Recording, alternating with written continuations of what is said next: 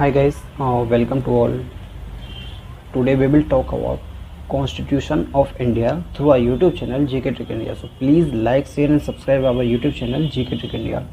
Constitution of India के बारे में जैसे हम सब जानते हैं कि ये बहुत ही वास्ट डॉक्यूमेंट है एंड वास्ट ही नहीं, वर्ल्ड का सबसे लेंदी कॉन्स्टिट्यूशन है जो है इंडिया का कॉन्स्टिट्यूशन।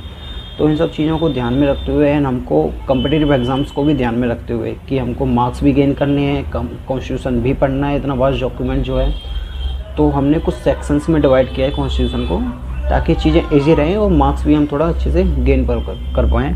तो जनरली जैसे हम सब जानते हैं कि कॉन्स्टिट्यूशन ऑफ इंडिया को जब लोग पढ़ते हैं तो क्या करते हैं, आर्टिकल 1 से लेकर आर्टिकल 395 तक जब थ्रोरली पढ़ लेते हैं उस चीज़ को, जो कि टाइम टेकिंग भी रहता है और उसके अकॉर्डिंग मार्क्स वो गेन कर भी नहीं पाते क्योंकि रट्टा मारने से चीज़ें ईजी नहीं होती हैं। तो इस चीज़ को ध्यान में रखते हुए सबसे पहले हम क्या करेंगे कि सबसे पहले जो हम पॉइंट नंबर 1 पे जो है हम प्रेसिडेंट ऑफ इंडिया के बारे में पढ़ेंगे। प्रेसिडेंट ऑफ इंडिया के बाद हम जो है वाइस प्रेसिडेंट ऑफ इंडिया पढ़ेंगे। थर्ड नंबर विल भी हमारा जो है governor of state and lieutenant governor of union territory of Delhi and Puducherry. Fourth one will भी हमारा पार्लियामेंट्री सिस्टम रहेगा। पार्लियामेंट्री सिस्टम में भी हम प्राइम मिनिस्टर प्राइम मिनिस्टर में हम प्राइम मिनिस्टर की पावर देखेंगे, ओथ सेरेमनी देखेंगे, किस तरह से उनका चयन होता है वो देखेंगे। देन हम काउंसिल ऑफ मिनिस्टर्स के बारे में बात करेंगे, काउंसिल ऑफ मिनिस्टर का फंक्शन क्या रहता है, वो किसको आंसरेबल रहते हैं, ये सब चीज़ें देखेंगे। देन फिफ्थ पॉइंट पे हम जो देखेंगे हम chief minister and his council of state council of ministers देखेंगे। देन फर्दर हम देखेंगे पार्लियामेंट के बारे में। पार्लियामेंट में हम लोकसभा एंड राज्यसभा को देखेंगे। लोकसभा एंड राज्यसभा को देखेंगे। लोकसभा के केस में हम जैसे कि हम जानते हैं कि लोकसभा को जो चेयर करता है वो रहता है हमारा स्पीकर एंड राज्यसभा को जो चेयर करता है वो हमारा रहता है जो हमारा रहता है चेयरमैन रहता है। चेयरमैन जो है हमारा वाइस प्रेसिडेंट ही रहता है। तो इन दोनों के स्पीकर एंड चेयरमैन की पावर्स को देखेंगे एंड उनके फंक्शंस को देखेंगे, किस तरह से राज्यसभा एंड लोकसभा जो हमारी फंक्शंस करती हैं, क्या उनकी प्रोसीजर्स रहते हैं, मोशन ऑफ पावर्स क्या मोशंस क्या रहते हैं उनमें, किस तरह से बिल पेश किए जाते हैं, ऑर्डिनेंस वगैरह, उन सब चीज़ों के बारे में हम पार्लियामेंट्री सिस्टम में पार्लियामेंट में पढ़ेंगे।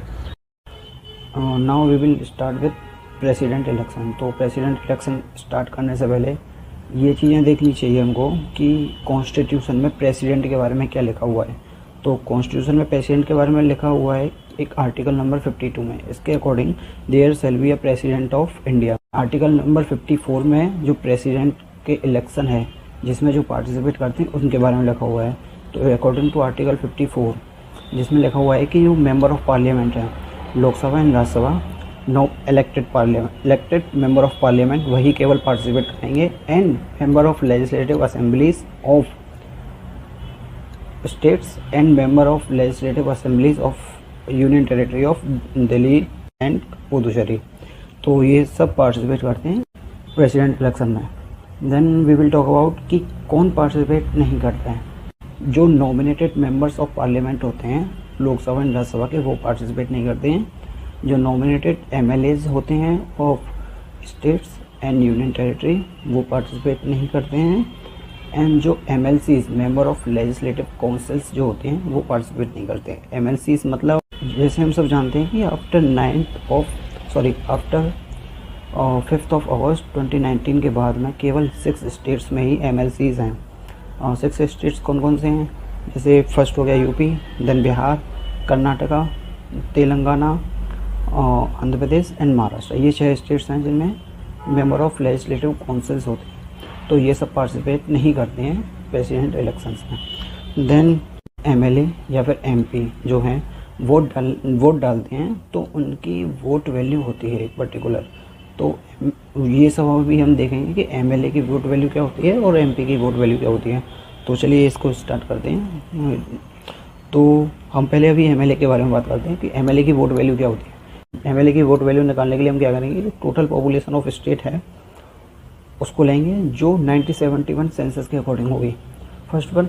देन जो टोटल नंबर ऑफ एमएलएज हैं इन दैट पर्टिकुलर स्टेट वो लेंगे। तो इसका फॉर्मूला क्या होता है कि value of vote of MLA is equal to total population of state divided by total elected MLA of that state multiplied by 1000।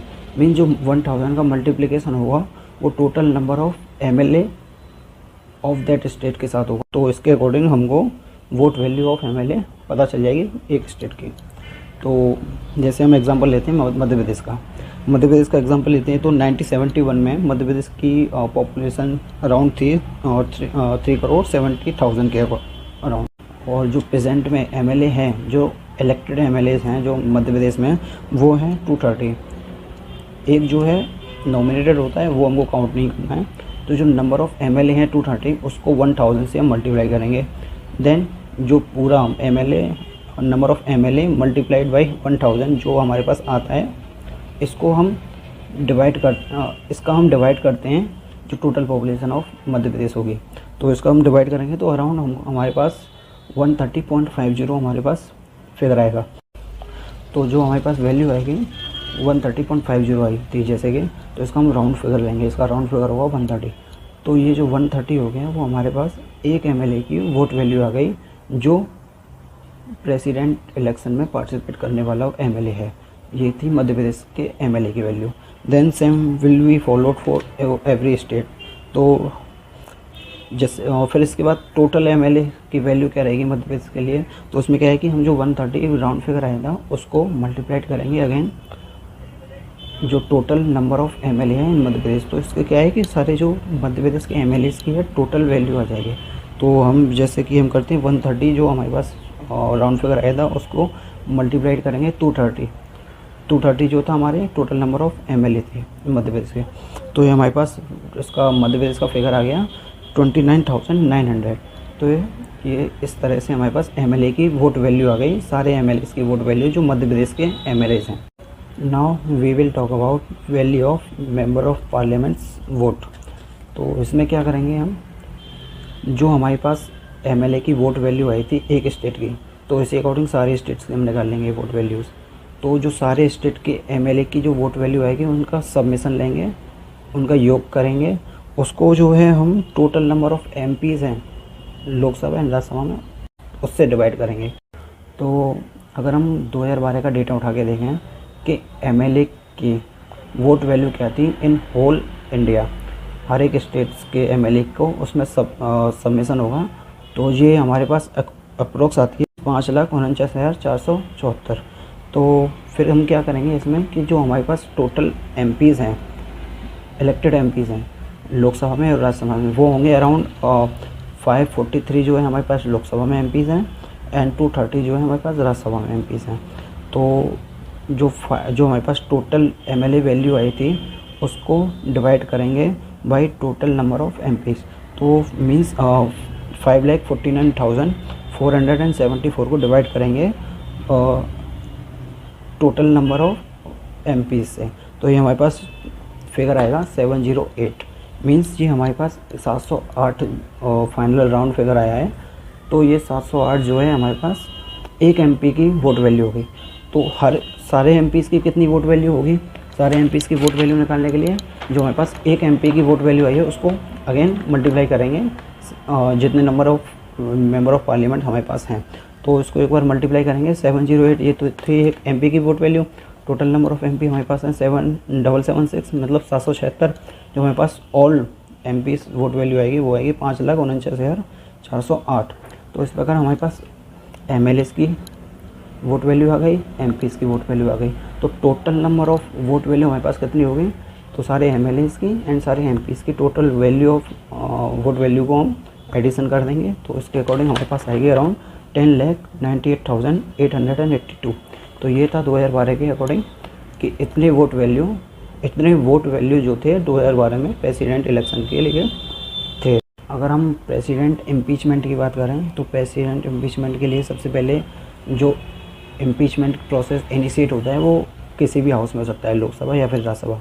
लेकिन ये शर्तें होती हैं कि जिस भी हाउस में इम्पीचमेंट इनिशिएट हो रहा है वहाँ के 1/4 जो है मेंबर्स की साइन होनी चाहिए उस इम्पीचमेंट प्रोसेस को लाने के लिए। Now we will talk about impeachment process of president.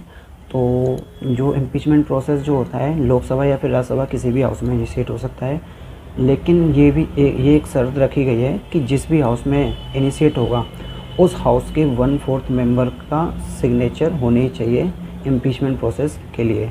तो इम्पीचमेंट प्रोसेस एक बार स्टार्ट हो जाता है किसी भी हाउस में तो उस हाउस में पास होने के लिए उसको एक स्पेशल मेजॉरिटी मिलनी चाहिए जो कि 2/3 ऑफ मेंबर्स होती है। देन अगर उस हाउस में ये स्पेशल मेजॉरिटी पास हो जाती है तो देन ये अगेन सेकंड हाउस में जाता है, सेकंड हाउस में जाएगा। सेकंड हाउस में भी सेम वही 2/3 स्पेशल मेजॉरिटी होनी चाहिए वो पास करने के लिए। अगर ये दोनों हाउस में सेम 2/3 मेजॉरिटी के साथ पास हो जाता है तो फाइनली इससे क्या है कि प्रेसिडेंट का इम्पीचमेंट माना जाता है। और इम्पीचमेंट में भी ये भी देखना पड़ेगा कि इम्पीचमेंट प्रोसेस में कौन कौन पार्टिसिपेट करता है। Member of parliament